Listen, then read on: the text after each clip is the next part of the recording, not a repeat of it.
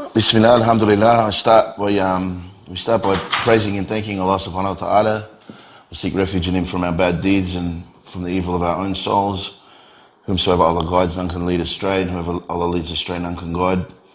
I bear witness there's nothing worthy of worship except Allah without partner, and I bear witness that Muhammad sallallahu alaihi wasallam is His final slave and final messenger. Jazakallah khair for having me, brothers. Assalamu alaikum. Alaikum salam.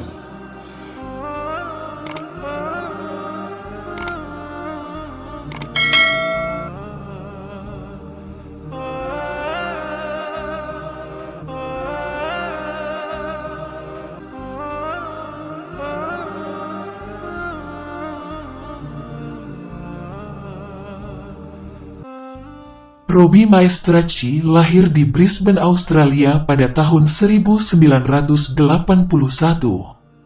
Ketika berumur 7 tahun, dia pindah ke Amerika bersama keluarganya.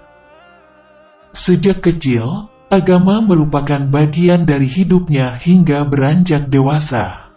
Ibunya selalu memerintahkan untuk berdoa dan mengajak beribadah ke gereja. Mereka biasa pergi untuk beribadah ke gereja Katolik, dan terkadang juga pergi ke gereja Pantekosta. Setelah kedua orang tuanya berpisah, Robbie tinggal bersama ibunya. Mereka tinggal di wilayah yang berada di antara New York dan New Jersey.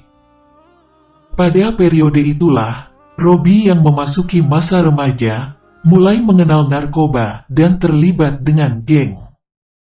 These kids that were like picking on me, the kids that everyone wanted to be around, they were doing a bunch of drugs and you know, they were little criminals and selling drugs and beating people up and doing all sorts of stuff. And man, I just wanted to fit in, you know. Like my mum always raised me good. She was a very straight lady. She still is, mashallah. And she used to tell me when I was a kid. I remember her saying that she'd rather see me dead than ever use drugs. But that didn't stop me from doing it. These kids, these young brothers that I used to hang out with. Saat mengetahui pergaulan anaknya yang menyimpang tersebut, sang ibu memutuskan untuk membawa Robbie pindah kembali ke Australia. Ibunya memberitahu Robbie bahwa mereka akan berlibur. So she decided to move me to Australia and get me away from there. And the only way she could do that was to say that we were coming on a vacation to see our family and that. And then when we got here, I found out there was no return ticket. And I was angry about that for like 4 years. Setelah kekesalan Robbie akibat dipisahkan dari teman-teman dan lingkungan yang baginya sudah seperti bagian dari dirinya mereda, Robbie mencoba memanfaatkan waktunya sebaik mungkin untuk beraktivitas. Dia mencoba untuk menikmati suasana sekolah dan menjalin pertemanan. Tapi, sistem pendidikan di Australia sangat berbeda dan menyulitkan Robbie. Sehingga, dalam waktu hanya 6 bulan, dia memutuskan keluar sekolah. Robbie memilih untuk bekerja sebagai seorang salesman. Setelah beberapa tahun, ia diterima untuk bekerja pada sebuah bank. Namun, masa kelamnya dengan obat-obatan belum dapat ia lepaskan. Robbie selalu menghabiskan akhir pekan dengan narkoba dan pesta.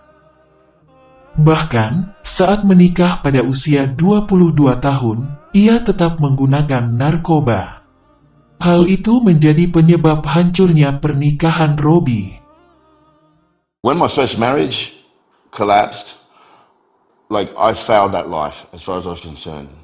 Instead of deciding to sort of try and do something about that, I decided to throw myself into it deeper. And I made a very conscious decision at about 25 years old that I was going to be a full-time crim. I was going to sell drugs, I was going to collect money, I was going to try and make a name for myself.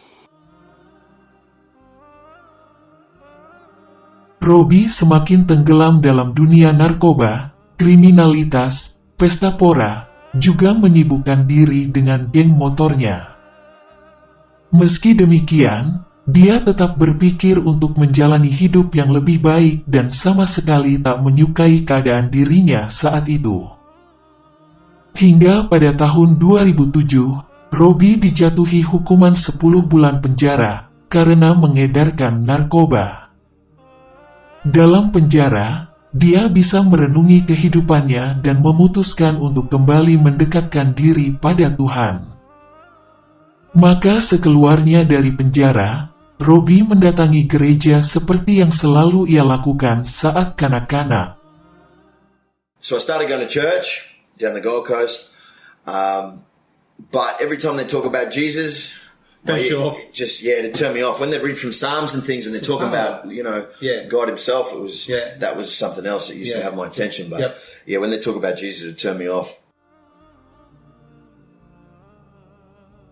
Setelah beberapa lama berselang, Robbie mengalami hari-hari terburuk dalam hidupnya. Ia bahkan berniat untuk bunuh diri. Robbie merasa sangat membutuhkan kehadiran Tuhan, namun ia yang sudah tak lagi percaya dengan gereja, tak tahu harus berbuat apa. Secara iseng, ia membuka telepon genggamnya untuk mencari teman yang bisa ia ajak bicara tentang kegelisahan hatinya. Lalu tak sengaja, ia menemukan nomor seorang supir taksi bernama Muhammad yang mengantarnya beberapa pekan sebelumnya. Saat Robbie menumpang taksi milik Muhammad, mereka berdiskusi tentang Tuhan, agama dan kitab suci, yang membuat Robbie tertarik pada Al-Quran. And I called him up and I said, listen, I want to come to the mosque. So he picked me up, subhanAllah, so he picked me up that night and took me for Isha. And I watched the brothers pray and I just felt like I'd come home for the first time. Robbie mengatakan bahwa saat menyaksikan para muslimin tersebut melaksanakan sholat, ia merasakan sesuatu yang tak bisa digambarkan. Saat itu, masjid tersebut kedatangan seorang syekh dari Irak. Setelah sholat, syekh itu duduk tepat di sebelah Robbie. He asked me, do you believe in God or something? I said, well, yeah, I do. And whatever he asked me, and he just say these words. And to be fair, at the time, I didn't realize that I was converting. He's just say this, so I'm like, well, all right, fair enough. I'll say, And so he's say these words. So as I'm saying it in the Arabic, and I only said it in Arabic, it was man, it was like thunderbolts, I could feel what these words meant something, and then he's put his hand on my shoulder end of it and goes, you're Muslim, and, subhanallah.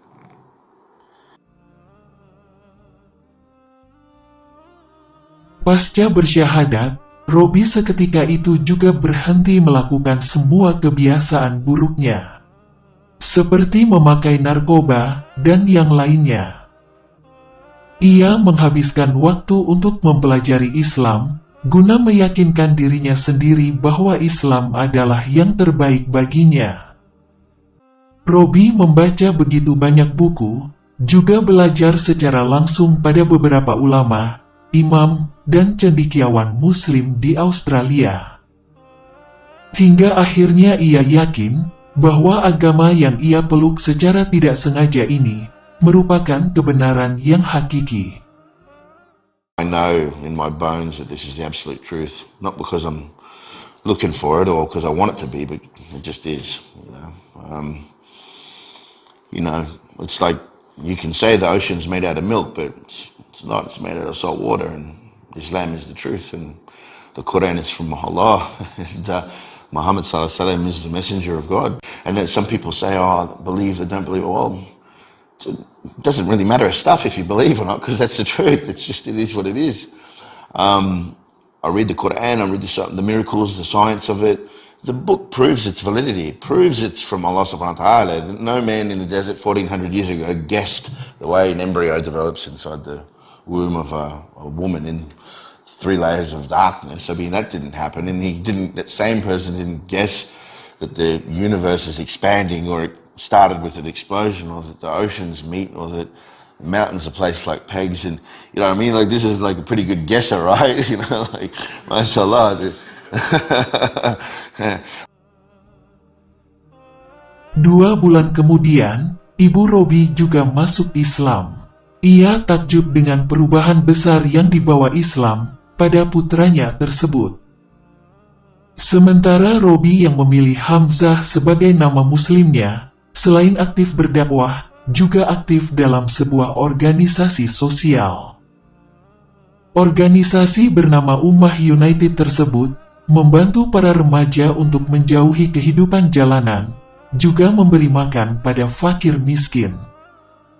Uniknya, mayoritas anggota Ummah United merupakan para mualaf, yang juga mantan anggota geng motor seperti Robi.